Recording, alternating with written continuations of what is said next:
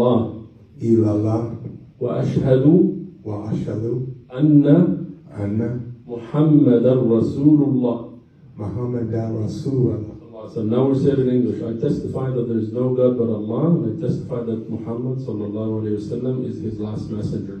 I can testify there is no God but Allah, and I can testify that Muhammad is the messenger of Allah.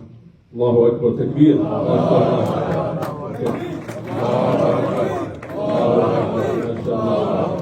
We would like to ask you to reflect on your journey to Islam in a few sentences if you would like. Sure. Thank you, brother. Thank you, everyone. For me, it was a different path, a pretty significant deviation from where I grew up. I'm from East Oakland, California, and my father was a very staunch Jehovah's Witness. So I grew up in a vastly different belief. And as you can imagine, in Christianity, according to Colossians 3:20, we were very admonished and encouraged to honor your parents, just as we are as in Islam. So it was different for me because I grew up thinking that, okay, this is the way I'm supposed to go. This is the righteous path because my father had decided this is the path. But one day, and I asked Allah to show me, just the God, to show me what is the true religion. What is the path? What is the path that he wants me to take in life? So one of my friends, who I consider an akhe, he invited me to Morocco in 1995. When I went to Morocco, his parents embraced me like I was one of their relatives.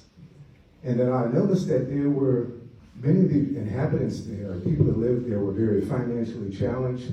One thing that I know that resonated with me is the deep integrity and the morals and the values that were instilled in them. And what I can conclude is that Islam, it was the common denominator which bound everyone together to make them so integral. And from then I knew that Islam was the right path. And there was two things that I asked Allah to do. I asked Allah if he can grant me a wife, a lovely wife, and lovely children. And I've been very blessed to have a wife that's better than I would have ever envisioned. I've been blessed to have 3 lovely, beautiful daughters. They're here somewhere. And that alone is enough to know that I am definitely on the righteous path of life. Since then, Allah has blessed me with a brother like Mizanor, who's connected me to Mohsin, who's connected me to ICWP, Muhammad. I know all you are here. I know you're here, but I don't want to go into names. But one more point that I'll leave with you that I can reiterate what the Imam talked about. All of us here, brothers, are very, very blessed. And we're blessed because of one reason and one reason only, and that's because Allah has blessed us. Unfortunately, many of our brothers and sisters around the world aren't as fortunate as us. As he mentioned before, some of our brothers wake up not knowing if they're going to eat. Some of them don't know if they're going to drink. And some of them don't even know if they're going to live to see another day. We're blessed to not have to see that. I thought that I had a difficult childhood by losing 29 of my friends growing up in East Oakland, California. But just because my friends were murdered, it pales and it's minimal compared to what our brothers and sisters are going through throughout the world.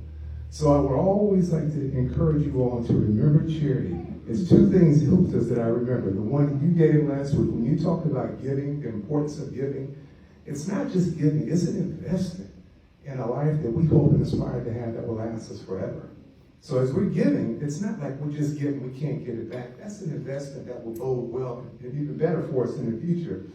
And another important hukta is when Muhammad here, he spoke a few months ago, and he says, when you give, just think about maybe sacrificing a little bit more.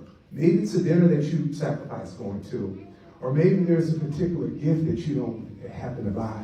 Use that money to give to those who are less fortunate.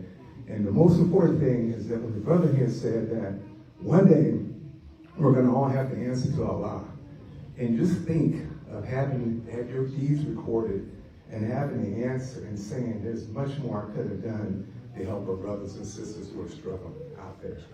So I ask you all to just really, really think about our brothers and sisters who are struggling, who can benefit from your charity, because many of us together, giving a little, can do so much for our brothers and sisters who are struggling out there.